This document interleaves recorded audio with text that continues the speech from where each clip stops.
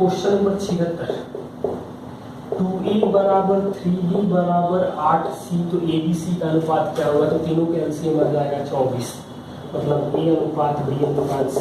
ऐसे भी कर सकते थे 1/2 1/3 1/8 तो 24 एलसीएम लेकर के, तो 12 अनुपात 8 अनुपात 3, ये ज़्यादा बेहतर। क्वेश्चन नंबर 77, यदि चुने गए और न चुने गए उम्मीदवारों का अनुपात 14 अनुपात 25 है, कितने उम्मीदवारों ने आवेदन किया था? यदि 35 कम लोगों ने आवेदन किया होता और 10 कम लोग चुने जाते तो चुने ना चुने का अनुपात 3-5 रह जाता है। और टोटल संख्या जो दी गई है वो 195, 205, 185 और 175। तो जो टोटल शुरुआत में था 14 अनुपात 25 यानी 39, तो जो भी नंबर होगा वो 39 का मल्टीपल होगा। और ऑप्शन में एक ही मल्टीपल दिखाई दे रहा है 155। अदरवाइज हम घटा के कर मतलब इक्वेशन नॉर्मली सॉल्व कर सकते हैं, लेकिन यहाँ जो भी रिजल्ट आएगा टोटल वो 39 का मल्टीपल आएगा और एक ही 39 का मल्टीपल दिख रहा है, इसलिए हम दूसरे के बारे में बात नहीं करेंगे। क्वेश्चन 24, 83 का चतुर्थ अनुपात, तो ये 4 है तो 4 गुना करेंगे तो 83 गुणे 4 करेंगे तो यहाँ x का जो वैल्यू आएगा 332 आता है। क्वेश्चन नंबर 79, 10,200 में एबीसी को इस तरह बांटा गया कि ए को बी का 2/3 मिले, ए को बी का 2/3 मिले मतलब बी को 3, ए को 2, बी को सी का 1/4 मिले मतलब सी को 12 मिलना चाहिए, तब एक बी जो होगा वो सी का 1/4 होगा। सी को ए से कितना अधिक मिला? तो 12 में 15 तो 17 के लिए दिया गया है 102,000, मतलब एक के लिए आ जाएगा 600। सीए का अंतर मतलब 10 के लिए आ जाएगा 6000। युद्ध से पहले कैप्टन और सिपाहियों का अनुपात 2:7 था।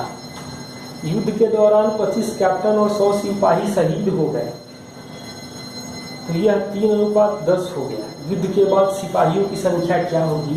यहाँ पर कोई ऑप्शन नहीं दिया गया है, तो शुरुआत में जो अनुपात था वो 2x और 7x, कैप्टन और सिपाहियों की संख्या। 25 कैप्टन और 100 सिपाही, अब ये अनुपात जो हो जा रहा है वो 3:10 का हो रहा है, तो मतलब 20x - 250 बराबर 21x - 300, तो x का वैल्यू जो आएगा वो 50 आएगा। क्वेश्चन में हमसे पूछा जो गया है युद्ध के बाद सिपाहियों की संख्या 350 - 100, यानी युद्ध के बाद सिपाहियों की संख्या जो आ जाएगी वो 250 आ जाएगी। क्वेश्चन नंबर 81, एक परीक्षा में 18 छात्रों के औसत अंक 60 था, बाद में पाया गया कि किसी छात्र का अंक 36 के बदले 63 लिख दिया गया, तो सही औसत क्या होगा? तो 60 तो था, 36 के बजाय 63 लिख दिया गया, मतलब 36 सही था 63 गलत था, और छात्रों की संख्या 18 थी, मतलब -27 में 18 -1.5 का मतलब आ जाएगा 58.5 जो होगा वो सही औसत होगा। इस तरह के सवालों के लिए पेन की जरूरत नहीं है, पेन पेपर की, कॉन्सेंट्रेट रहे तो हम लोग आसानी से कर सकते हैं। 60 छात्रों की कक्षा में 20 लड़कियों को टेस्ट में औसत 40 अंक मिले, लड़कों का औसत अंक कितना होगा यदि कक्षा में का औसत 60 है? तो बॉयज और गर्ल्स 20 लड़कियां हैं मतलब 40 लड़कियां हैं, टोटल 60 है। लड़कियों का औसत 40 है, सबका 60 है, मतलब 2 के लिए 20 है तो 1 के लिए 10, ये छोटा है तो 1 को बड़ा होना पड़ेगा, मतलब 70 हो जाएगा। 44 क्रमागत विषम संख्याओं का औसत 144 है, सबसे बड़ी संख्या क्या होगी? तो जब 144 संख्या है, एवरेज 144 है, मतलब 143 और 145 बीच तो होगा, 2 टर्म, 44 टर्म है मतलब 2 टर्म, 21 टर्म इधर होंगे और 21 टर्म इधर होंगे, तो 21 2 मतलब टोटल 44 टर्म।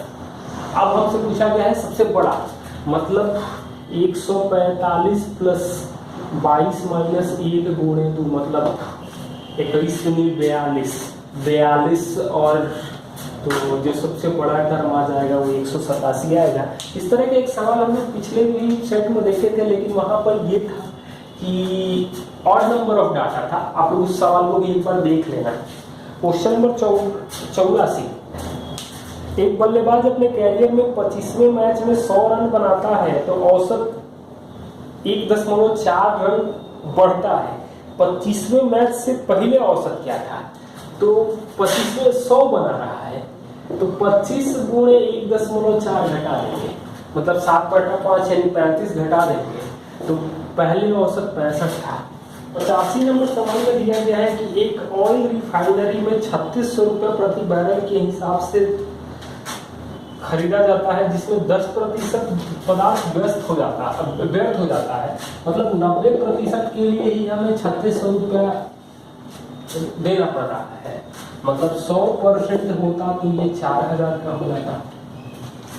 इसके बाद कह रहा है कि वो 5% लाभ प्राप्त करना चाहता, इसमें 8% का कर भी है तो विक्रय मूल्य प्रति बैरल क्या होगा? यानी एसपी जो होगा वो 4000, 5% लाभ यानी 21/20 और 8% टैक्स यानी कि 27/25, तो 25 गुणे 20 करेंगे तो 500 का मतलब 1000 से 2 बार, मतलब 8 गुणे 567, 8 7 56 यानी इकाई अंक तो 6 आएगा।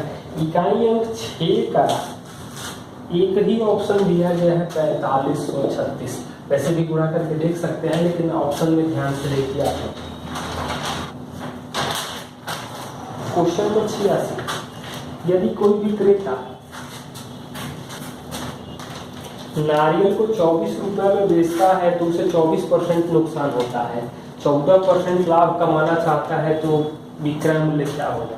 मतलब 24% लॉस मतलब 76% दिया गया है 24, 14% लाभ मतलब 100, तो 76 114 मतलब साफ दिखाई दे रहा है 1.5 गुना, या 38 भी कर सकते थे तो 1.5 गुना करेंगे तो यानी कि 36 रुपये प्रति नारियल बेचना होगा। क्वेश्चन नंबर 87 नंबर सवाल में दिया गया है, एक ग्रामीण व्यक्ति ने एक बकरी और एक भेड़ एक साथ 14,250 में खरीदा। भेड़ को 10% लाभ के साथ और बकरी को 20% हानि पर बेचा, मतलब भेड़ और बकरी, भेड़ को 10% लाभ मतलब 110 और 80% 20% हानि यानी 80, तो ये तो एसपी है, दोनों का एसपी बराबर है यानी कि सीपी रेसिप्रोकल हो जाएगा तो 8:11, तो 8:11 19 के लिए टोटल दिया गया है 14,000, 19 के लिए दिया है 14,250, मतलब 57 गुणे 250, तो एक के लिए आ जाएगा 3 गुणे 250। पूछा हमसे किया गया है दोनों जानवरों का, तो सस्ते जानवर का क्रय मूल्य क्या था? तो एक के लिए तो आ जाएगा, तो सस्ते जानवर यानी कि 8 के लिए आ जाएगा 24 गुणे 250, तो 25 से गुणा करेंगे तो 600 यानी कि 6000 आ जाएगा। क्वेश्चन नंबर 88, नया एक वस्तु पर 120% लाभ है, यदि क्रय मूल्य 10% बढ़ा दिया जाए और विक्रय मूल्य वही रहे तो नया लाभ का प्रतिशत क्या होगा? तो सीपी 100 है, एसपी होगा 220, 10% बढ़ाएंगे यानी 110, लेकिन एसपी वही रहेगा तो दुगुना हो रहा है, दुगुना होने का मतलब है कि 100% लाभ हो।